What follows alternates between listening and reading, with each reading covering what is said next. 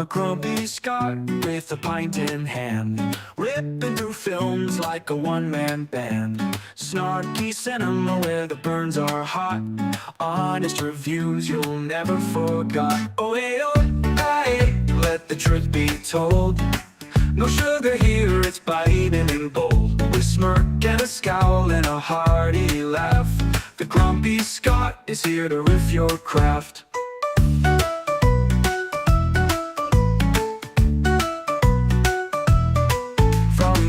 Remakes to sequels gone wrong, he'll tear them apart all video long. But if it's a gem, he'll tip his hat. Rare moments when praise comes from this cat.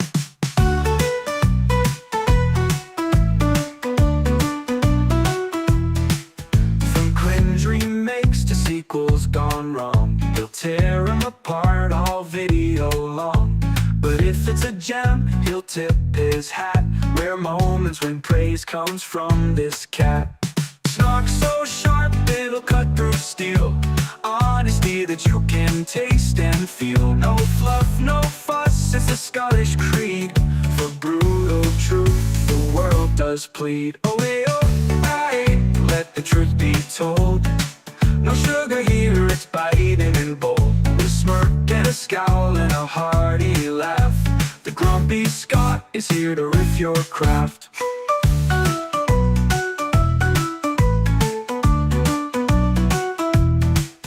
So grab your popcorn and duck for cover. It's cinema chats with a twist to discover.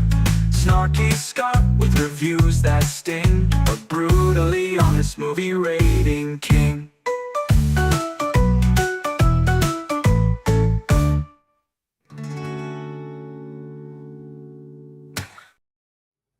Hey, welcome back to our weekly review show, and tonight we're going to January 2025, where we're looking at the current nuclear... No, sorry, we're going back to the 80s, aren't we, David? Back to 83. David and Shaun, welcome. Yeah.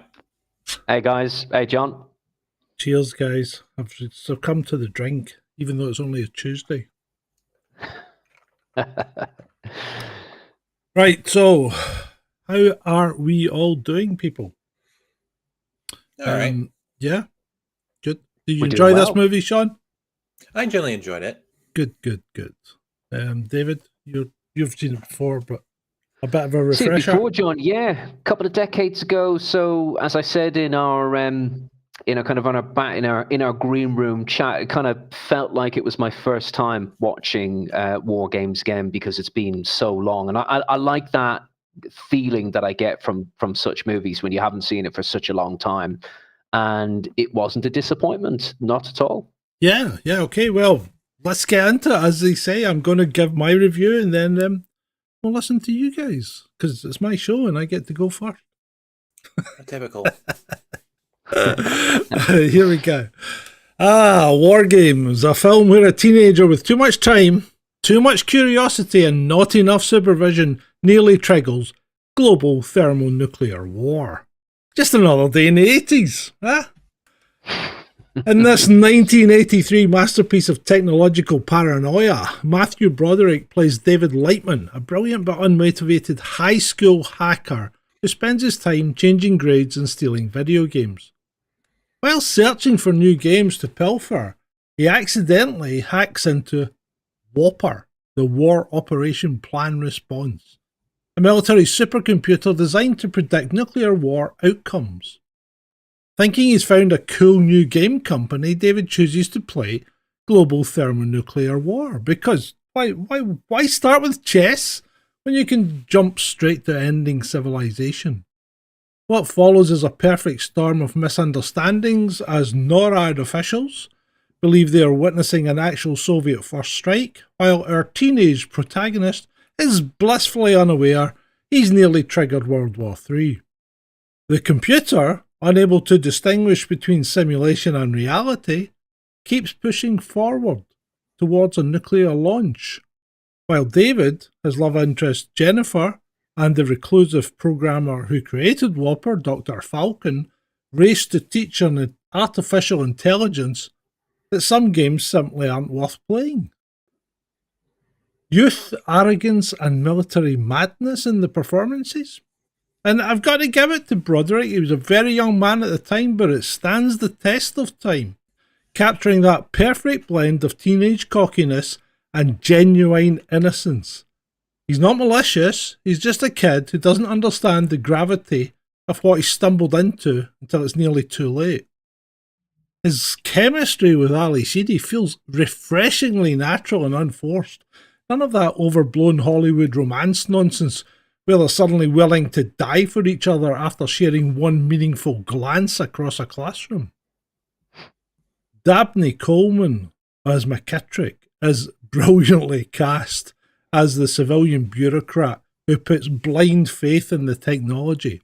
His portrayal of smug certainty is so convincing you'll want to reach through the screen and shake him by his polyester lapels.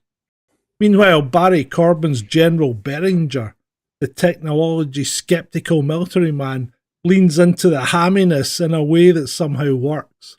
Yes, he's chewing the scenery with lines like, "I'd piss on a spark plug if I thought it'd do any good."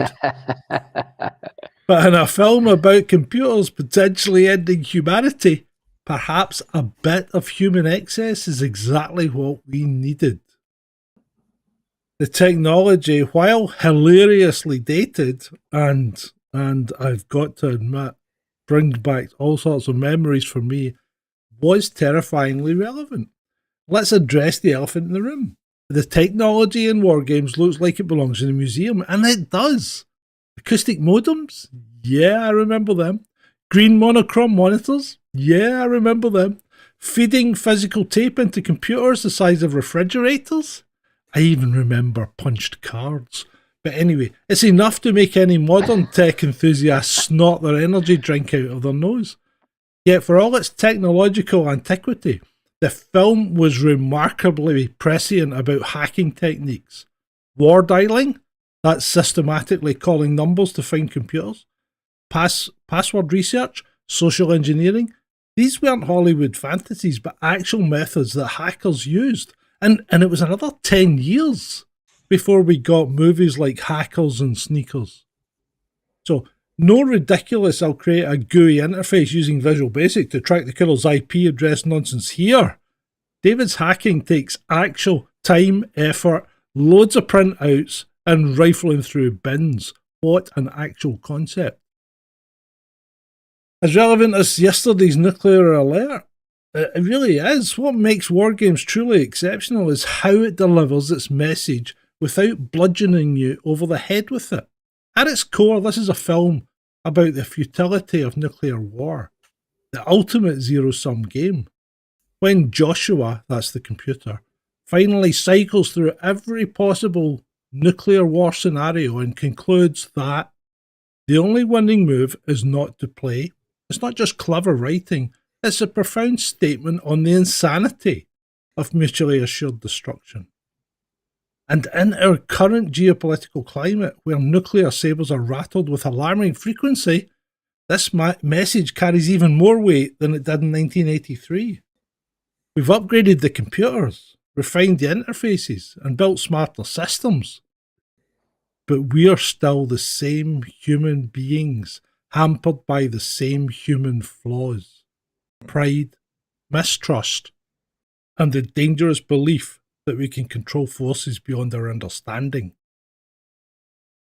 What director John Badham accomplished was remarkable, crafting a film that works equally well as a tense techno thriller and a thoughtful examination of humanity's relationship with technology and warfare.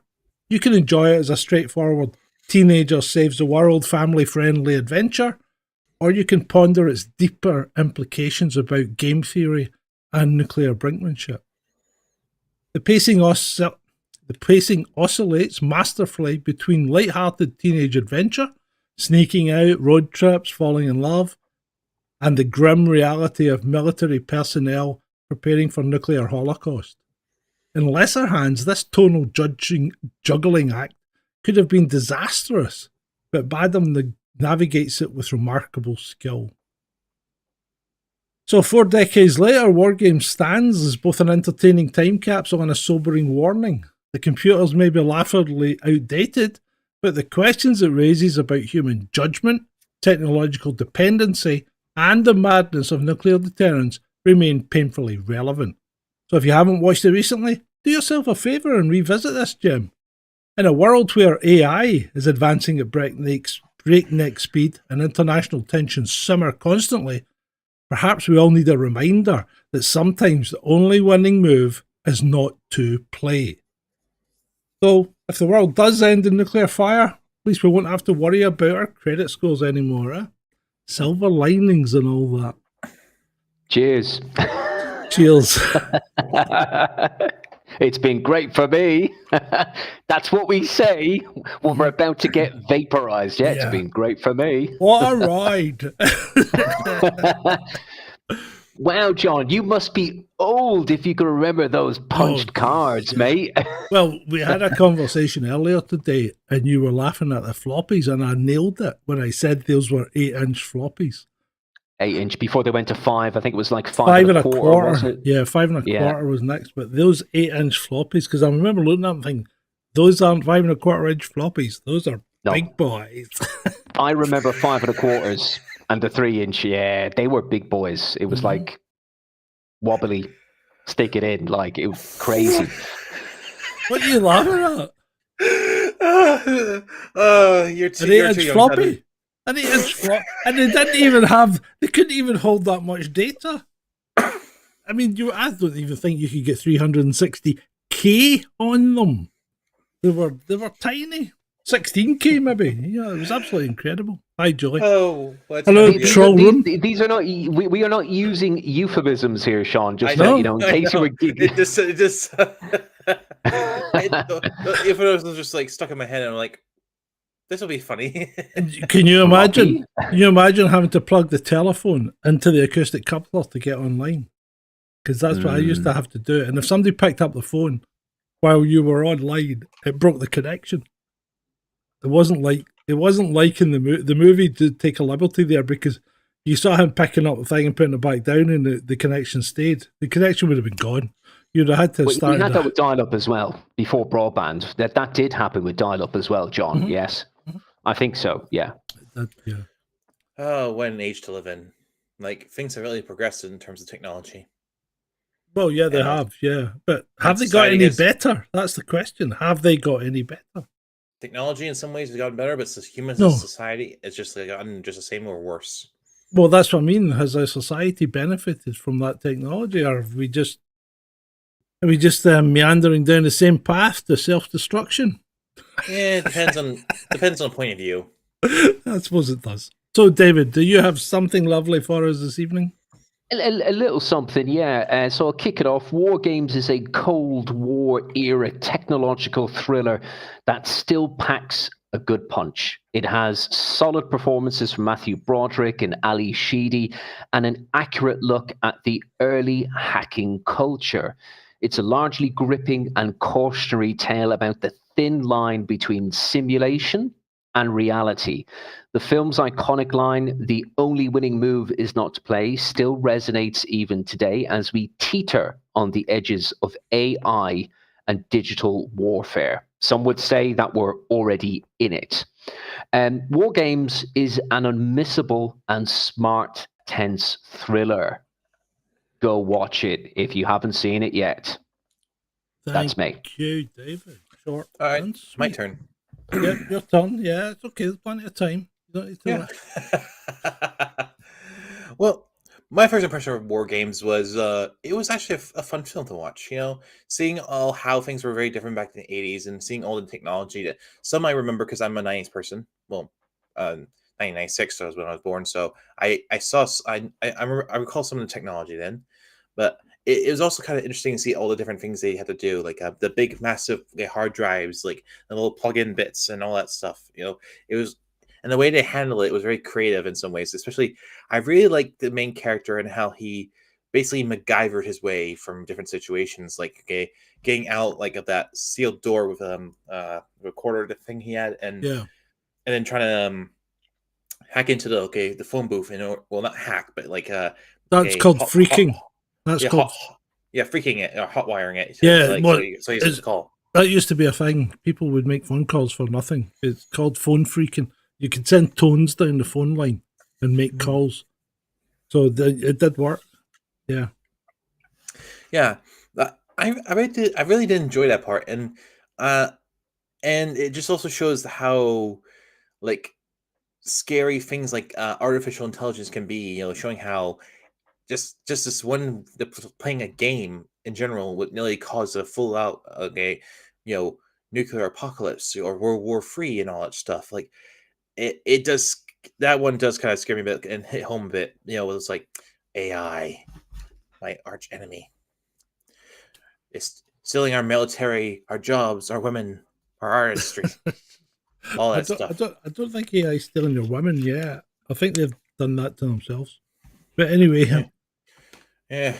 Wait till they invent gay male robots. Yeah, okay, let's not start going down that route. Yeah, okay. So I also had fun with it. I can highly recommend this film for anyone in my generation or even like newer to give this film a shot. It's one of those it's one of those fun to watch films from the 80s. The characters are likable, the situation's interesting, and the overall message of now today, and it is something I heard before. The best way to win is not to play at all. It's something that I have heard before, but it's something that I did think is a really good message in general, and I generally had fun.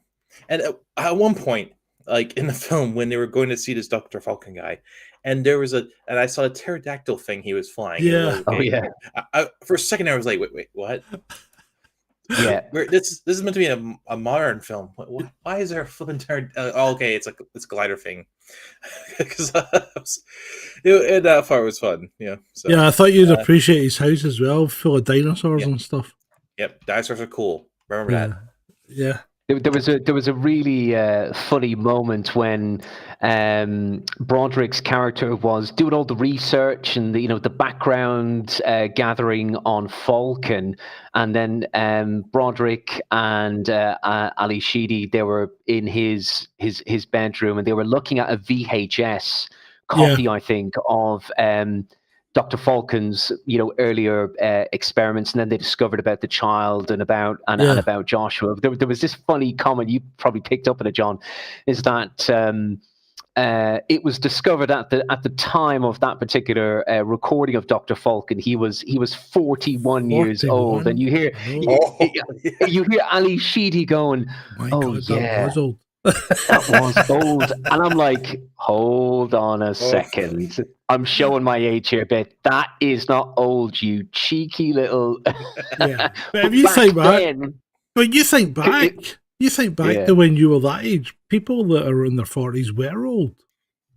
That's it, yeah. And I remember looking at the actor, in that particular footage. What was his name? Who played Falcon? John Wood. That was the name of the actor. Yeah. And I looked at him, I'm like, he's a lot older than that. He's not 41. He's in his bloody 50s or something like that. Yeah, he would be when you saw him there, because he was meant to be. That was meant to be 10 years before, wasn't it? Because it was set in the 70s.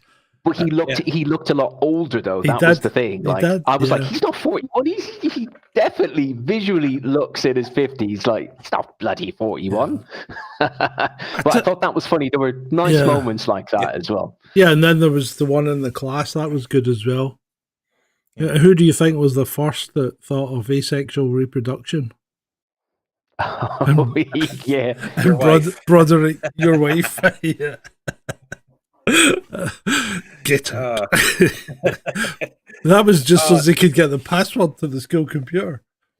Yeah, exactly. And that's it. It was like, going back to your review, John, and you touched on something. It was a lovely family movie for the most part, but then there were points throughout it where it wasn't a family movie. It was a little bit more adult. It was a little bit more PG, parental guidance, or 12s rated, with a bit of swearing, and it all got kind of a bit more serious and tense at times. So there was a good mix between the family-friendly movie and something a little bit more adult as well. So that was cleverly done. That was executed. I think that's what makes this movie one of those all-time classics, Yeah. WarGames. Yeah. And 2 years after this movie, Sheedy was in The Breakfast Club, and that's another classic, isn't it? I've seen that one. Yeah. Yeah, and you were right, John, as well. There was really nice chemistry between those actors, between Broderick and Sheedy as well. You were spot on, mate. It was refreshing. It wasn't too much in your face. It was like, they're buddy, friendly. There's something there that's kind of simmering.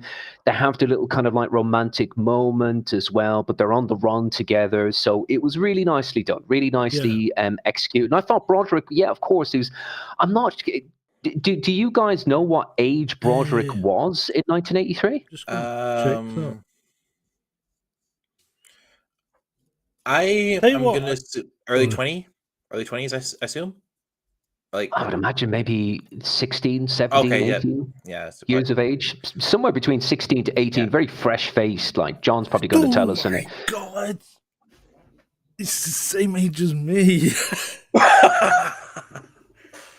So, Wow. So in 1983, Matthew Broderick would have been 21.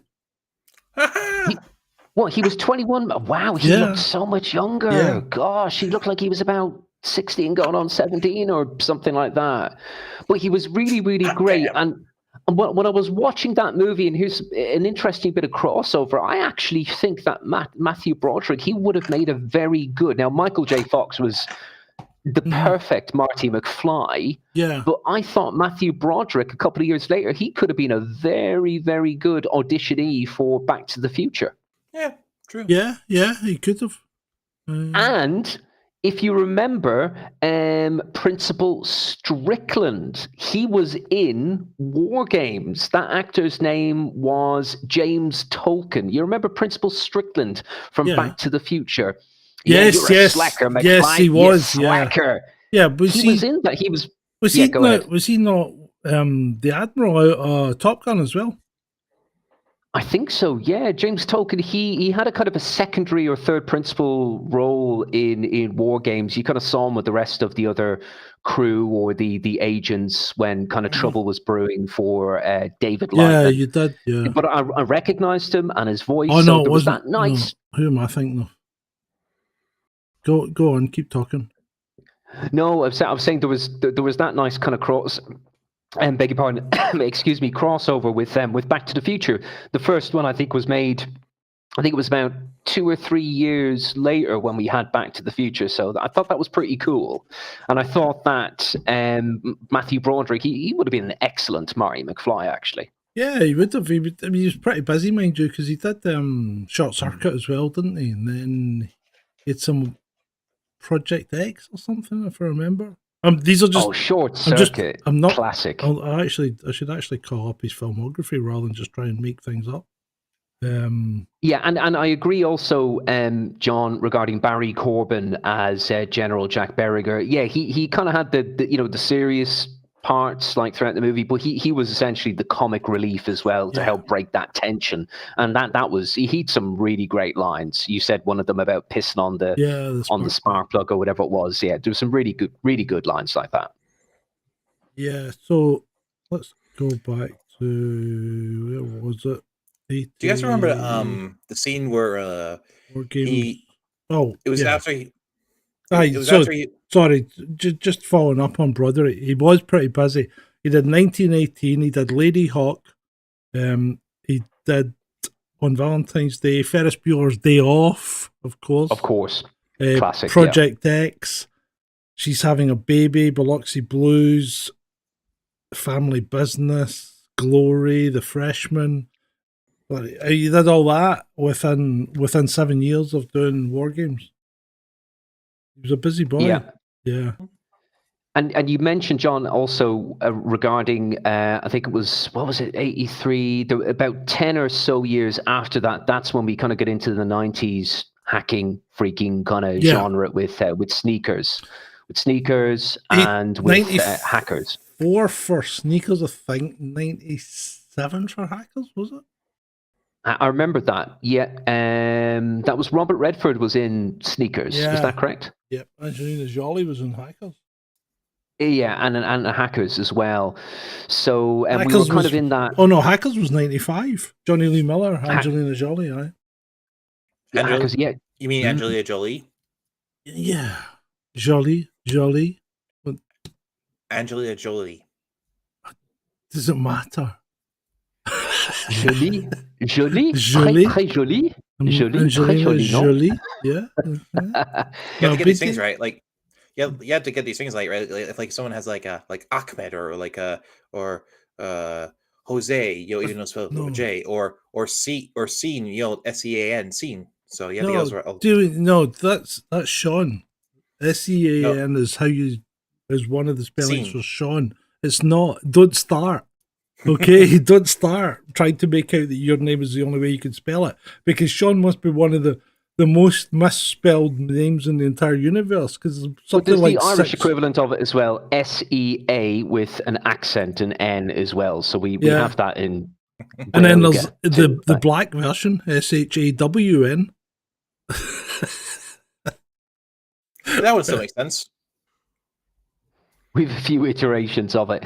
John, going back to what we said in the last review regarding funding, that was something that we touched on, and something that I deliberately checked. There was no Department of Defense, no DoD money or support was given to this movie. Yes, and they were not happy. They were not happy regarding the whole teenage hacking theme of this movie. Probably because they were getting hacked left, right, and centre. Yeah, and what it could inspire after that movie as well. Yeah. So there was no DoD money, go ahead. So did they make up all the NORAD stuff? Because the NORAD stuff that looked really realistic. In fact, you know what? It looked exactly like the same set that they used for Stargate. The series. Yeah, they created that in a sound studio. So we'll get into a little bit of trivia. They spent $1 million to create that particular war room. In 1983. In 1983, it cost for the entirety of the production cost for that 1983 production of WarGames was $12 million. If you price that up and include inflation today, it's roughly $32 million by today's standards. It would cost to make that movie. The movie. In 1983, it took worldwide. The gross was $79 million. Well, that's a great return. Yeah, and if you convert that into today's equivalent in US dollars, you adjust for inflation, it's roughly $250 million. So back in 1983, that was a blockbuster. Yeah, it was. And that's pretty good. You can't complain at that. And it was a good movie. It was well received at the time, certainly. It didn't do any of them any harms, because they all went on to multiple roles in many, many different successful movies, didn't they? Mm-hmm. There was Matthew Broderick, the main guy. He was in Godzilla, 1988. 1998. Sorry, 90. Yes, correct. I got jumbled up. 98. 98. All right. Yeah. That was a very good film in general. And he moved on to do other things as well. Yeah, well, he did a lot. He did a lot of work. Ferris Bueller's Day Off being one of them, certainly. So I think it's WarGames and Ferris Bueller is what Matthew Broderick is most remembered for. Yeah. I think that he's, Has he done any modern stuff? I don't know. He probably has. I think he's been on stage quite a bit. I think he's been on Broadway a bit. Actually, he was involved in a Broadway production of The Producers. Yeah, he was. John might be able to fact check me on that quickly. I think he was. Yeah, he's done very well for himself, but he was. I think he was a type like Michael J. Fox. He was a type of 1980s fresh-faced golden boy, wasn't he? He was in The Producers in 2005. The movie. He's done a stack of stuff. He was in Rick and Morty. He was a talking cat. Wait, that was him? Oh my god!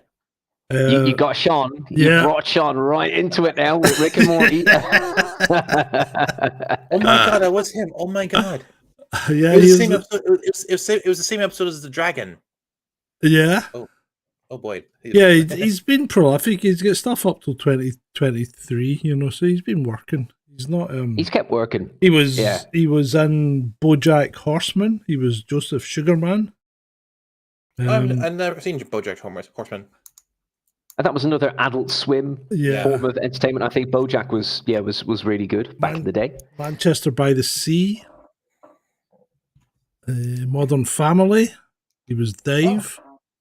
One episode. 30 Rock. Yeah, Tower Heist. The Lion King. He did Simba's voice on the DVD. Oh. Okay, I thought the cat sounded like a bit like Simba. I just didn't know. And the producers, as you said, and he was in the Stepford Wives, The Lion King 3. He was the voice of Simba. Yeah, so he's done quite a lot of stuff. Inspector Gadget. Oh yeah, I remember Inspector Gadget. Oh, That yes, bombed. yes. Yeah, didn't it? That wasn't great. Oh. There was that moment in WarGames. Maybe I missed it, John, but you remember where he started, where Broderick's character Lightman started to get paranoid that the feds were after him. Yeah. They couldn't initially get a trace on him, and then Joshua attempted to call him back. That's right, yeah. A couple of times, but there was a particular time where he picked up the phone and he got like really paranoid and he put it back down or he disconnected it. Then he's out and about, and then all of a sudden, like the feds are on him, and I'm like, okay, how did that actually happen? Did they actually get a trace? Because They wouldn't need a trace, would like...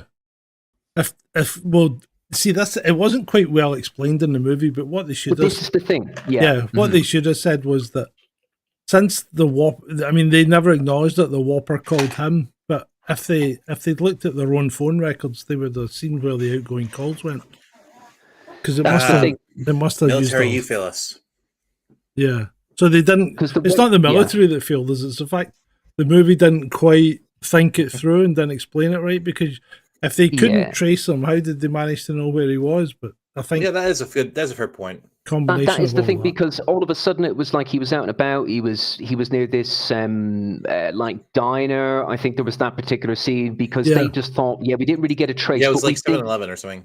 It's 7-Eleven. We thought that they said that we think he's in this particular area, and then they had identified him. They knew exactly who it was. So you're right, John. That was kind of not explained kind of so well. That's probably why I'd be a little bit. There were one or two scenes that weren't. You've got to excuse that. You have to suspend disbelief for quite a few things, but you know, it's unlikely you're going to find NORAD's phone number through Ward Island in Sunnyvale, California. You know, but it was all good. And you know what really got me? It was good, clean, wholesome family fun. It wasn't anything untoward. You know. Okay, there was a couple of dropped swear words or whatever, but really it was a family movie. You know, there was nothing that you couldn't let a 3-year-old watch there, to be fair. You know, because everything... The War Room was great. Everything would the have gone graphics over were their great head. as well. Yeah. Yeah, and they put some effort into their War Room, didn't they, compared to Dr. Strangelove's? Yeah. 20 years later, it's like, thank you, we've got a proper War Room, Yeah, it was pretty well done. You mentioned that during our Doctor Strangelove review. I think you alluded to that, and possibly like WarGames, perhaps. But I can only imagine what a modern NORAD war room would look like today. I'd say it would be something else. What do you guys think? Well, I think it probably would be. Yeah. I mean, I think that's a pretty good. It's a pretty good representation for a movie. You know, I think it did really well. I mean, this movie got nominated for 4 Oscars. It didn't win any Oscars, but I didn't know that. Wow, it got nominated for 4, and I think Ali Sheedy won something, not an Oscar, another prize for best young female actress or something, and it won a BAFTA for best music, or no, not best music, best soundtrack. Soundtrack was good. Yeah, it was. Yeah, it was really good. What did you guys think about this kind of early introduction of AI, of artificial intelligence, because the Whopper, it's a type of like IBM styled like mainframe. It certainly reminded me to a degree, not as subtle as HAL 9000 from 2001. Another Kubrick classic. Like, what did you guys think about the whole artificial intelligence, early AI theme that was explored during it with the Whopper? Well, Go on. Well, seeing the early AI, this sort of older film, it was kind of like an eye opener. Like, oh my god, how stupid are we? Like because I feel like that it was going to be the whole thing was going to be a big issue from the beginning. Because like, oh, you're going to put all your like military plans on this thing. You're going to have it take control, whereas replacing the human element. Yeah, that's not going to end well, and it nearly caused World War III, all because the thing was like looking for the launch codes, and I'm like, oh my god, what the? Well, yeah, but I mean, the thing is, right? So basically, early on in the movie, Matthew Broderick says to Ali Sheedy that you can make it say anything you like because it'll just say what it's programmed to say. Like remember when he asked it, "How are you today?" and it replied, and she goes, "How can it say that?" And he's going, "Well, it's just a program." And that it's the same today. Even AI today, it's just a program. It's just a question of weighting variables and prompts and it's weighting variables. It's picking out patterns in speech and really statistically managing what's going to come next, and it does a really good job because computers can do maths really, really quickly, and that's all it's doing. They're just number crunching. There's no intelligence in them, and this is the same. I think we've always had a fear that computers are smarter than us because they can do maths really quickly, or they can crunch numbers really quickly, and they're not smart at all. They're not intelligent at all. That's the problem. So we anthropomorphize them, and they're not that smart, and then what we do is we give them the capability and the credibility to make decisions that they shouldn't be making because they don't have that human element. And I think that's where, even in 1983, they saw this coming. And in fact, before that, if you go back to the 70s, and before we started this, I watched a movie called Colossus 2, The Forbin Project. And my God, if you think some of the other movies are slow-paced, The Forbin Project is incredibly slow-paced. Nothing happens in the entire movie, really. The most exciting thing is when he pours a martini and has surreptitious sex with his assistant because the computer's watching them all the time, But you enjoyed it, John. You enjoyed it. No, it's a really good movie. It's exactly the same as this, though. It's two mega machines are built to handle all the decisions around nuclear war. The US build one and the Soviets build one, and they're going to take all the decisions away and make sure that the human race doesn't kill itself. And then suddenly one computer talks to the other computer. They can't break the line, or the thing starts firing nuclear missiles at the humans, not at themselves, at the humans.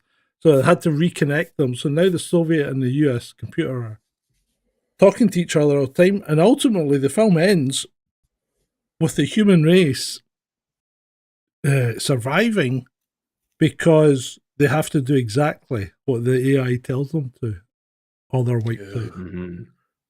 And this has been a recurring theme ever since we designed computers and built them. And we're still doing it. People still... They're still doomsaying about AI and how it's going to change things, and it won't. It won't change things. Hype. Yeah, it's hype. It's hype. It's hyperbole, isn't it?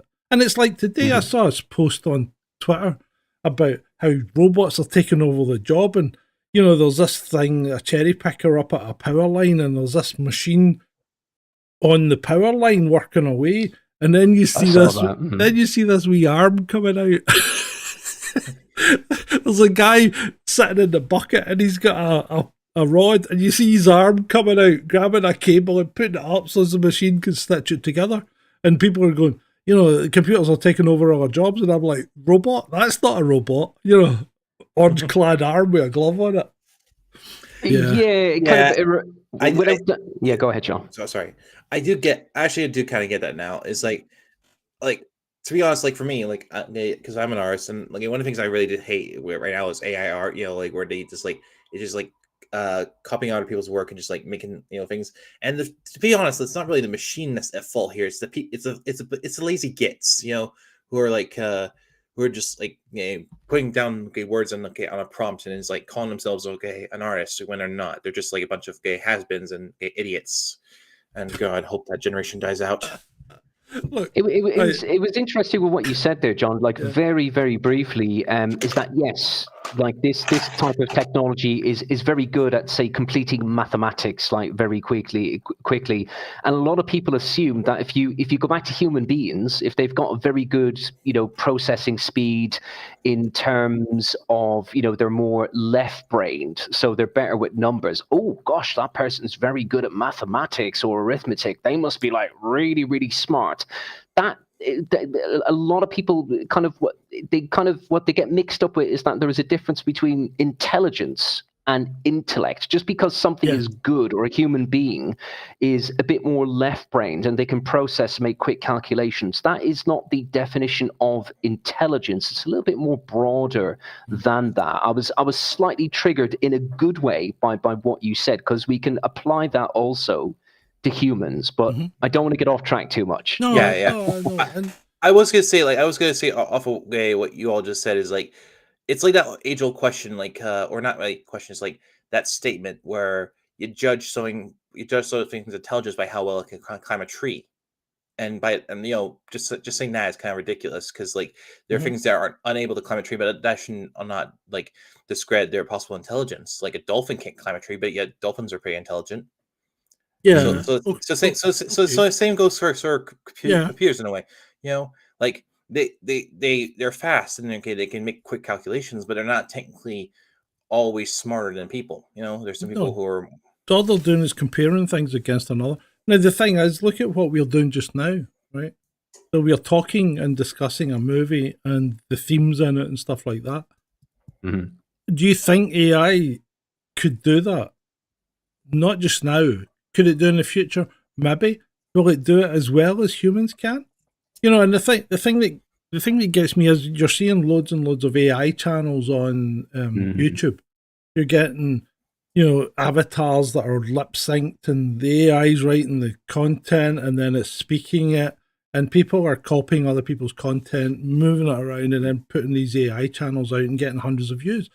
Yeah. Now, what I'm hoping, right, is that people will get fed up with that and come back to reality and think, I don't want to watch this crap. I want to watch a real human person speaking to me. And with that in mind, if you want to continue to hear real human people speaking to us, maybe you should think about dropping us some support on ko-fi.com/Sergeant Grumpy. Could AI do that? Could it slide that in like that? Just see that one coming.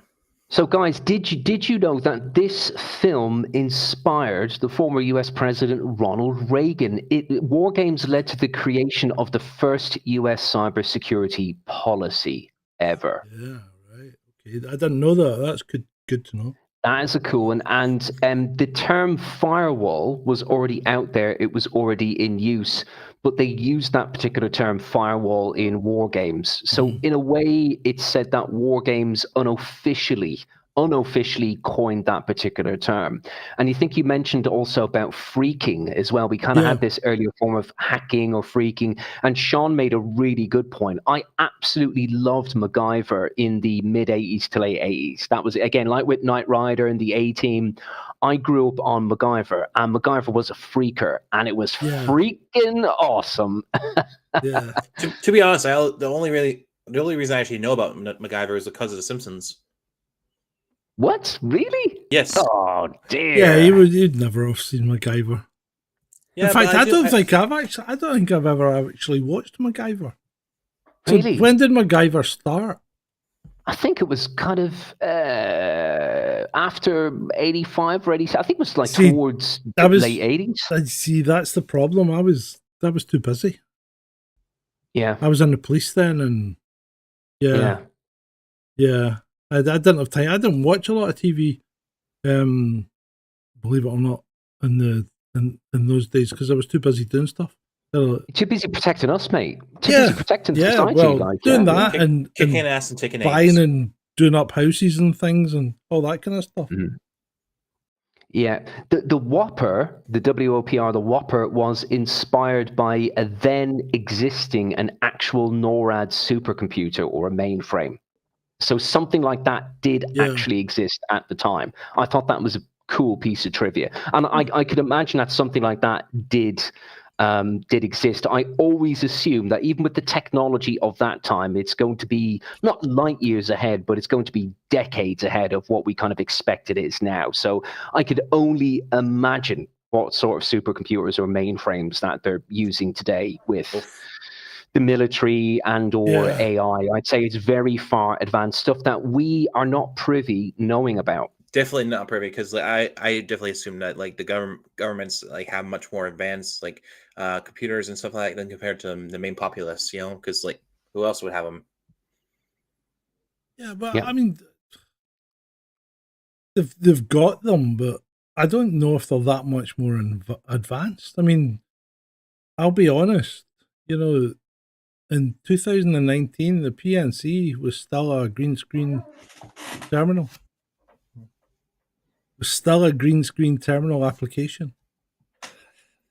Did you get up to any kind of not so much freaking, John? Like you were very au fait with the technology. You could recognize a lot of it back then. So you had a bit of a setup. Did you do any kind of, dabbling or kind of early forms of hacking like Lightman did in WarGames? Did you try? I used to hack PS1 games, copy the discs, and sell them to the guys in the office. So How dare you. almost every cop in Meeklewood Road, the traffic south, had their PS1's PS1 games supplied by me. By Sergeant Grumpy. It's true. Hit that button, John. Hit that button. It's true. That's true. I used to build PCs and sell them to folk. Wow. As a side hustle.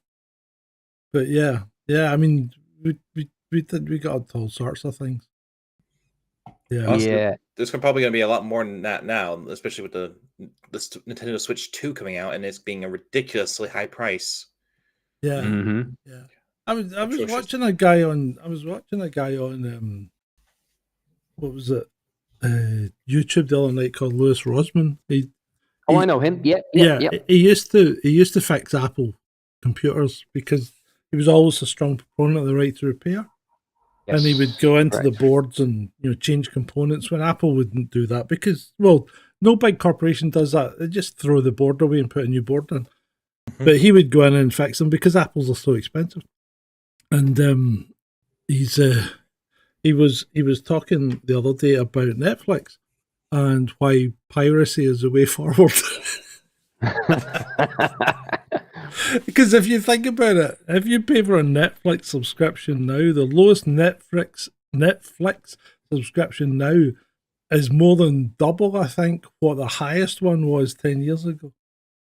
Yes, and just for the purpose of the YouTube censors or algorithms, we are not advocating that people share their passwords for these platforms. Not advocating it at all. Netflix used to be one of their selling points. Share your password with your friend, to get their stuff out there. But now if your password is used too often on a PC that doesn't have the same IP address as the main account, they shut that other account off. Yeah, so it's unless like you can mask your IP. Yeah. Well, yeah, it's not just mask your IP. You've got to go and clone it. You've got to clone the IP. Yeah. So, That's like, if I wanted to use the Sean's Netflix account in here, I'd have to clone his router's IP address and put it on. And it's a trivial matter to do that. mean, Yeah. it is fairly trivial, but it's a pain in the butt, you know. But most people won't. You know, most people won't go that far. So a bit more trivia. Real tech companies were consulted pre-production. Real tech companies were consulted, so they were very much kind of on point with a lot of the material that they had. So it was quite on point. And another one that I thought was very interesting.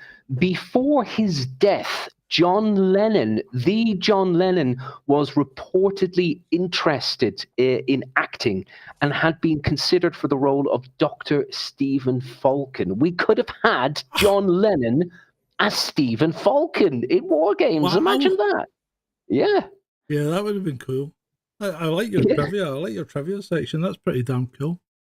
Yeah, a little bit of. I'd like to look for Yeah, a but couple of. Vaughn says it picks your MAC address. Yeah, but you can clone your MAC address, Vaughn. I mean, come on, you're an IT guy. You know that's fairly trivial as well.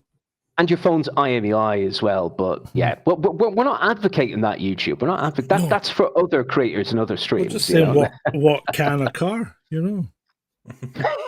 Yeah. But yeah, guys, you know what? I really like WarGames. It's a timeless classic, you know. And people, if you haven't seen it, go and watch it. You're missing out, folks. Yeah, you know what? I was after I'd picked it as the movie and it got picked, I thought, did I really want to watch WarGames again? I kept putting it off. I didn't actually watch it till yesterday, and then I thought, why did I not watch this? It's a treat. It really is. I mean, it even got an award for cinematography as well, because it was pretty well done, considering that was made without any help from the US military. So they obviously, you know, either mocked up NORAD's entrance or took surreptitious video of it. I think WarGames is one of those films that is best left. Like, you know, that they don't try to like remake it, like into a similar vein with Back to the Future. It's just leave it alone. Just leave WarGames the way it is back in 1983. Do not try and have like a modern incarnation or remake of it in 2025 or 2030 or something like that. It'd be interesting, but just leave it alone, Hollywood. It's a bit like Total Recall. I didn't need a remake. No, it really didn't. Oh, the remake was terrible. Absolutely terrible. It was awful. I think that Ridley Scott needs to get on that and eviscerate it. yeah, I maybe should. I mean, some remakes work. The Thing was a brilliant remake. Because the original, what was the original called? It Came from Outer Space or something. I can't remember what it was called, but you know, it was a remake of a black and white movie, and it worked really well. But again, The Thing didn't need a prequel. I really don't think it added anything to it. Yeah, I get the whole idea that some remakes work, some don't. You know, like because some are just like some are just like poorly made. It's just like they're trying to like make money off nostalgia, but sometimes they just never work. Or do you not think maybe they can't really think of anything new, and they've got to produce a certain amount of movies anyway to keep your interest up and to keep people going to the movies. So do you think they maybe just think, well, we'll remake this and use it as a filler while we think of something else, you know? Do you think maybe they do that? I don't know. Maybe they do. Maybe they don't. Like I was just about to say, like some remakes do work, you know, because like I personally enjoyed like the Jungle Book remake. I actually really did enjoy that one, actually more than the original. Don't crucify me for this, all right? I'm just saying I do prefer that one over the original. But for other films, like I did not go see Mulan, the actual remake, because despite it being a remake, they cut like one of the most important characters from the flipping film. Like, and there's no way I was going to go see it without Mushu. And apparently, it just did not do well. Okay, because it was apparently trash. I don't know. I have no knowledge. I can't comment. Yeah, you should watch some Disney films. You know, the more classic ones, because they're generally good. That's what Ben would say. I'm not going to comment on that, John. I'm not going to comment. Hey Ben, what's up? What about you, David? You a proprietor in Disney films? I dig Disney. I dig Disney. I'm kind of quite fussy about my productions. I think Disney have got the next Tron movie in the making. That's coming out in October, I believe. Tron Ares. Yeah. That's one for the IMAX. So I'll probably go to IMAX and see that. All right. I seen the remade one, and I think I remember watching the original a while ago. Just can't remember much about it. Sorry. No, You what were you wouldn't have saying? been old enough to go and see 2001 when it came out. No. I'm like, I remember. David, David, you wouldn't have been old enough to go and see 2001. The original Tron. The original 2001.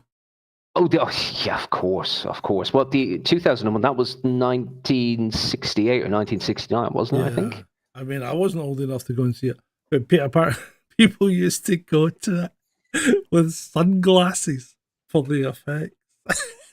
Oh, gosh, yeah. And now, 2001 was a movie that had some Department of Defense funding, as far as I know. Don't quote me on that. I think Kubrick got some cash for 2001. Yeah, interesting. It was a good movie. It was a good movie. I loved the books more. I was a big science fiction reader, and some of the science fiction books I've read would make fantastic movies, but the costs would be prohibitive these days. They really would. Yeah, that's the problem. Because they want to make a profit, and the problem with and it's what people are saying in the chat that. There's nothing new original. There's plenty of new ideas out there. There's plenty of original material out there. The problem is what happens is it won't get made into movies because the studios are very risk averse, and they won't take something unless they think it's either going to be a good hit or it's going to lead to a trilogy or maybe more movies that's going to make them a lot of money. And that's things like Guardians of the Galaxy was a big. It was a risk. It was a big risk for them, yeah. Yeah, because they weren't known. Yeah. Yeah, but then they go and then they just keep pumping out more shite after shite, And the Guardians of the Galaxy the original was brilliant. The second one was fantastic. The third one starting to go downhill, and then they get a Christmas special, and I'm not saying it's bad stuff, but what they're doing is they milk the last cent out of everything. Cash cow, mate. Cash cow. I get how Vaughn's trying to wind me up. He's trying to wind me up.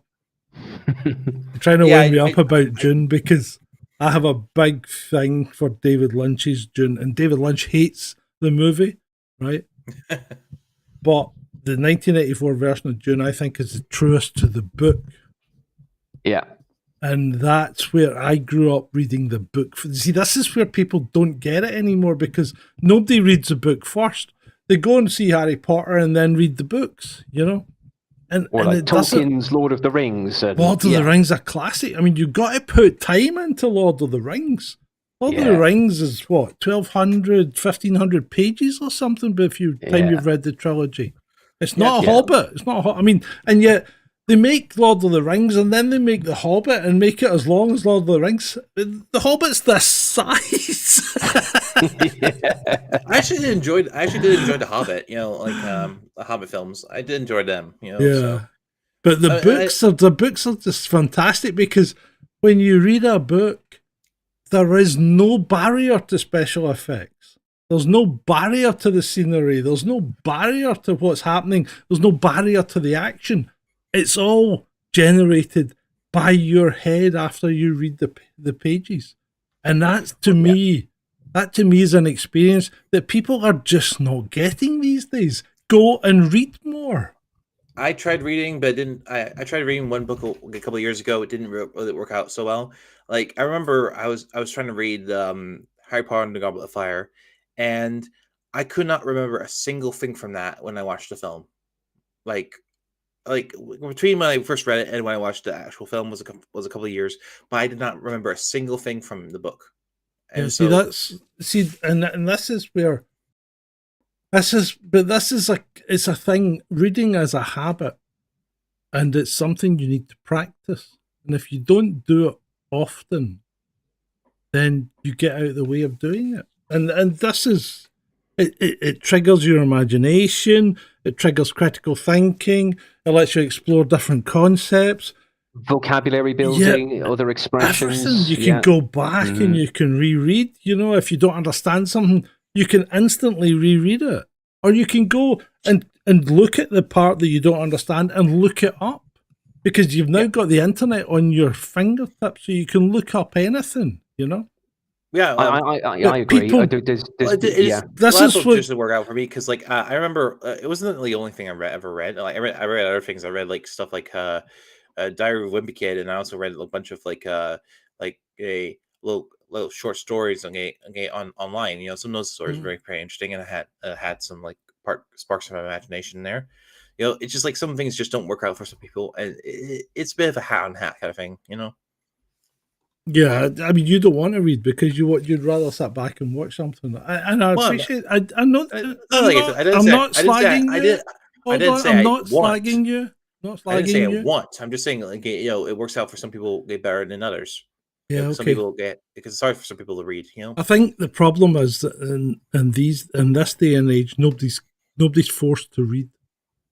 And I remember I was talking, was it Ben or somebody? I was talking to somebody anyway who's obviously a millennial, and their reading criteria at school was abysmal for English compared to what we were reading. I mean, we were reading Solzhenitsyn and Shakespeare, and you know these guys are reading, you know, nothing. They're reading nothing. They're maybe reading Harry Potter, you know.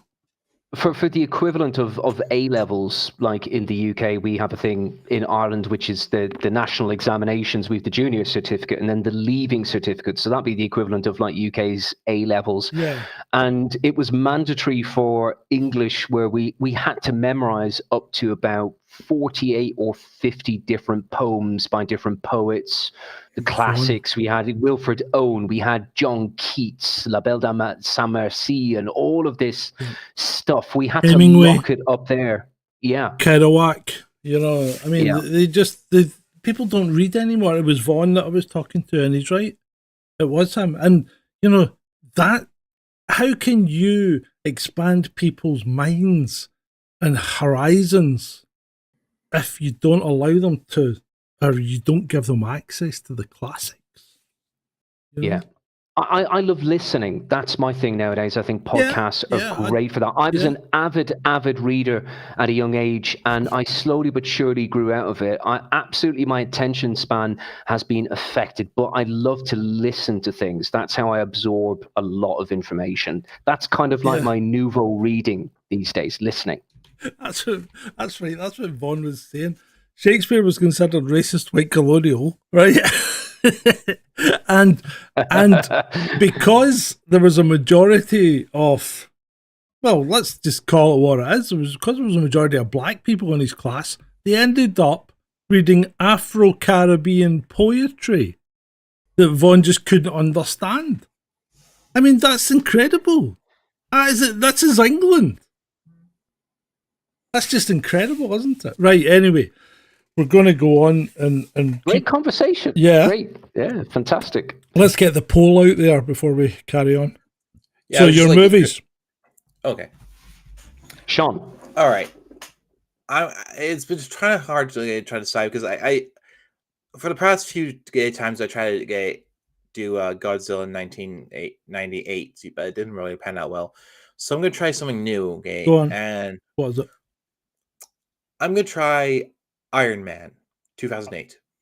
Okay. Iron Man. That's the first Downey one, is it? First Robert Downey one. Right. Yes. Okay. The role that Robert Downey Jr. was born to play, Tony Stark. Yeah. Yeah, he's just one of those actors who has like a great connection with the character. He's like, that is him. You know, like it's like Hugh Jackman is Wolverine, or Iñaki Godoy is Monkey D. Luffy, and all that stuff, and etc. Like Sylvester Stallone is Judge Dredd, not Carol Urban. Sorry to say. Who's Judge Dredd? Judge Dredd. Yeah, never heard of him. You see this is where You're Look, he's this is Rocky. where your upbringing, and I have to be, semi guilty of that. But this is where your upbringing it loses out because you didn't get access to the amount of not cartoons, the amount of comics that I had access to growing up. And 2000 AD was the comic of the time. Judge Dredd. It was Dan Dare. I mean, it was just brilliant science fiction comic. Well, I'm certainly making up for lost time with my manga collection, but Yeah, but manga's not the same. Manga's a different culture, and that to me is the problem. Well, what's wrong with that?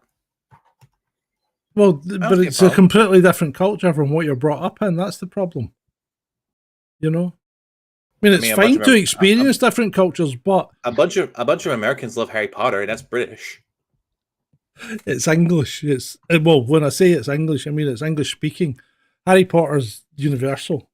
Manga's not. May I add that J.K. Rowling borrowed heavily from such classics like Lewis Carroll's Alice in Wonderland, where we have the character of the Griffin. Yeah. And that appears in Harry Potter as the Gryffindor or something like that. And I'm like, cheeky. I see what you did there, J.K. Very nice. Right. What's your movie, David? I'm going to stick with science fiction and with AI and with humans and androids. I'm going to pick one of my most favorite sci-fi movies of all time. I'm picking Blade Runner. Oh, Blade Runner, the original. Blade Runner 1982, baby. Oh, yeah. All right.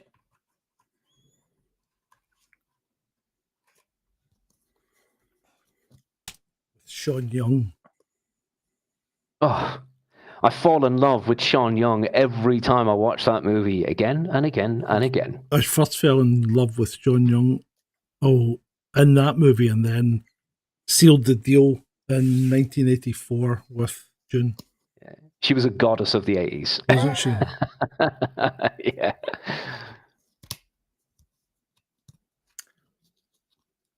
And Sergeant Grumpy. What about you, sir? You are the law. I am the law. Right, hold on. Right, I need to create a poll. Right. Sean, let's keep talking. We got to fill in that dead air. Yeah. Fill in the dead air. Yeah. Yeah, like I think when the main reason he's called Sergeant Grumpy is because his face is always red, like the angry guy from the angry guy from Inside Out. What was your movie again, Sean? Iron Man. Yes. So, Sean, tell me about where did you get interested in manga? What is it that you like the most about manga? Well, I think it all started with my upbringing, because I grew up on like animes like Digimon, Pokemon, and other lesser known ones like Beyblade, Metabots, and over time, I watched more and more like on stuff like Cartoon Network and but it wasn't until like later on where I was like looking up like different like artists and on DeviantArt when I first started trying to do some drawings, and I seen some cool artwork of different characters from animes.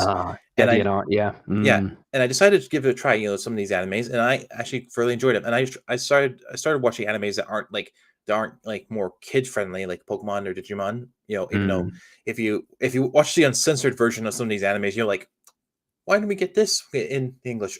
Oh, that's why. Sean, have you ever been to Japan? Would you like to go to Japan? Because my God, you would love it over there. Talking to people about. I've never been to Japan, but it's definitely one of my ideal places to go one day. It's on your list. Yeah. And I even want to make my own sort of like my own sort of stories and my own sort of show and comics and characters based on some some anime art style, because there's plenty of good shows out there that actually have some American shows that have some good anime inspiration. Like, for example, this one's a classic, Avatar: The Last Airbender. That is a brilliant and phenomenal show. I actually highly recommend you watch it. It is a really great show. It had some like animation inspired in the art style. It was just one of those classics from back in the day, and the whole like the franchise is still sort of going in some ways because like there was also a continuation series. There's the comics, and it is generally really good.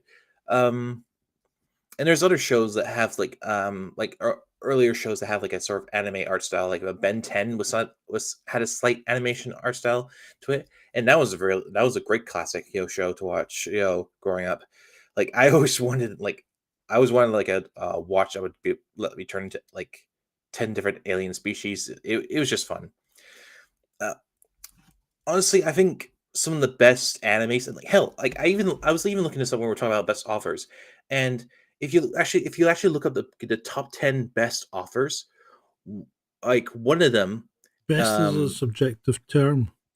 yeah, like well, yeah, Popular, best best selling, best selling Right, fiction okay. authors. Like obviously, like in the very top, you get like William Shakespeare, Agatha Christie, Barbara Cartland. Don't know most of these people. There's J.K. Rowling at number 7, and then just below her is Ichiro Oda, who is one of the best fiction creators of all time. Okay, because he is the one who's made the show or the manga, which eventually became the show One Piece, and it is brilliant. I've been trying to get this one to watch the live action, because the live action one actually solves much of the problems with the original anime was the pacing. The problem with One Piece is the first episode that I watched was freaking awful. How's it? What It was just bad about really it? turned me off.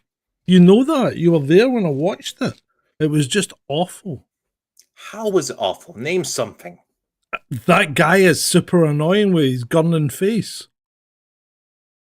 He's a bit like the guy out of Stranger Things, but less likable. He's lovable. Everyone loves him. Well, that's just me. Not then. Sergeant Grumpy. Not Yes, Sergeant Grumpy. Sergeant Grumpy does not approve of this show. Honestly, like another person like I know, okay, who had a bit of a who didn't like it at first, but then she continued watching it and she actually liked it. And that is like something that I think you should actually think more about. Sometimes like these things, like it takes a bit of time, but also they actually do have a really good good story to progress through and the characters and all that stuff. And you should really give these things a shot. Yeah, you say these things, right? But the problem is, I have an incredibly contrary nature. And if someone recommends something for me to go and watch, unless I really like them or trust them, I usually don't watch it. All right, and that basically solves the many mysteries. So what Sergeant Grumpy is kind of saying, Shaun, is I'm a bit of a freaking arsehole. Like, Yeah, really, yeah. I jest. Yeah, I would definitely say out of the two of you, you're definitely the more open-minded one, David. I'm channeling Ed tonight. Vaughn says, Shaun, you have to ease people into manga. Start them off with some anime like Studio Ghibli or something. Well, Studio Ghibli has some really good stuff on that one. Like, it's not like I'm gonna recommend him for the actual anime One Piece, because that one has over 1,000 episodes. Jesus, there's no way he would watch that. Like, and that's generally yeah, but don't ease me into One Piece. Try something that's better or shorter and just as good. There's some good Studio Ghibli movies. Spirited Away is a very good one. Classic, yeah. Yeah. Oh, this one's a really good one. Howl's Moving Castle. That's actually one of my favorites. I've seen some I've of heard of that. Yeah, I think it's not great. It's a bit like, it reminded me a bit. Was that movie based on it? The one with the big cities that moved across the possibly. world? I think so.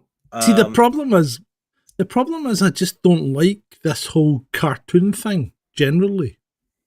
I find it hard to engage with these days. It's fine maybe when you're young, but I've grown away from cartoons and I don't really like them that much.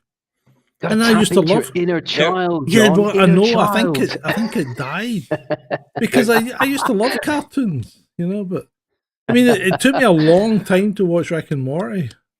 Yeah, the old man just strangled the little boy in the corner. But it's like there's a saying that this best I mean, describes Ben's this. been trying to get me to watch South Park, and South Park's quite interesting in that it is quite political and it can be funny, but Very acquired. it's Yeah. too fucking juvenile. It really is. It's just so juvenile. It just does have. Turns I me find, off. I think it. I think when it does like really like out there jokes, I'm like, oh my god, this is so bad. But it's also kind of funny how they're like, how are they allowed to do this? Like when they do like really intense jokes like that. What I was gonna say is like, there's a saying, you don't grow old. Okay, so you don't stop playing when you grow old. You grow old because you stop playing. Yeah, but I don't stop playing. I'm still playing. I'm just the cartoons are not my thing anymore. You know? I feel so sorry for you. Well, that's fine, but come back to me and don't come back to me, but think about it in 40 years' time. Oh, believe me, I'm already that far up depressed. Because I just find them. They just don't do it for me anymore. They really don't. It's kind of like me with computer games. I grew out of it. I used to be an avid gamer as well. Now I'm trying to get into Fortnite. Like it's a bit of a struggle. The struggle is real, but I've got to get into Fortnite. Well, you should come and join us because we're rubbish. So come and play with us. It's a laugh. I mean, when I started playing Fortnite, I was absolutely rubbish. I could do nothing. And I'm still not much better, but I can actually shoot people now. Trailing behind the man of the people, eh? The man of the people. The Chad Hawk. Yeah. Yeah, okay. Are the polls in, Sergeant? Yeah, Grumpy? the polls in. Blade Runner has 83% to Iron Man's 17. Don't you worry, Shaun. You're going to enjoy Blade Runner, my friend. Yeah, I know. Yeah, I think I heard some good things about it. So hopefully it'll be as good as they say.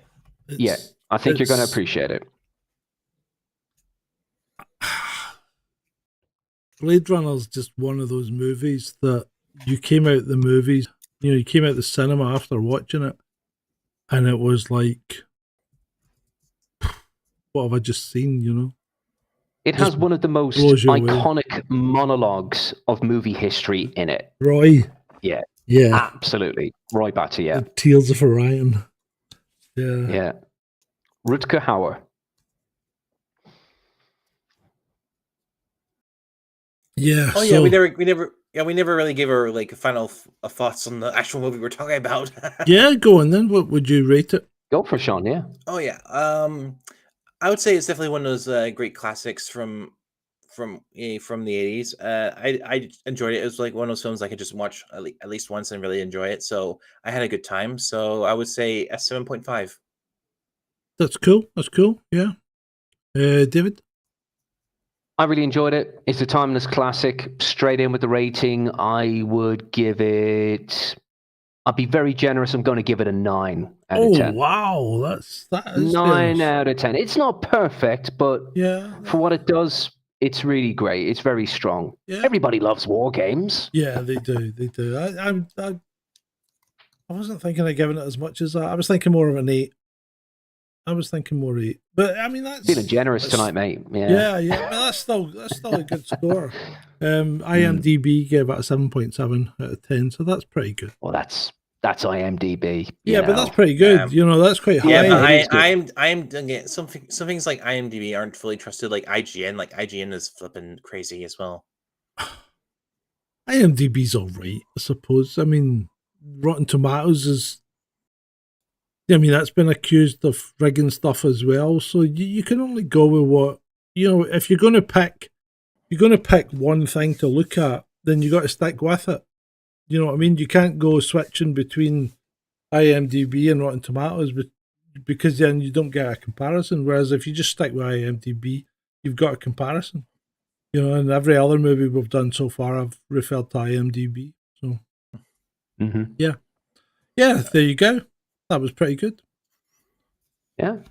I enjoyed it. I've enjoyed my evening immensely. That was a great conversation. Thank you, chaps. And it's been great for me. Yeah, it was a fun one. And it's been great for you. As Tony the Tiger would say, it's great.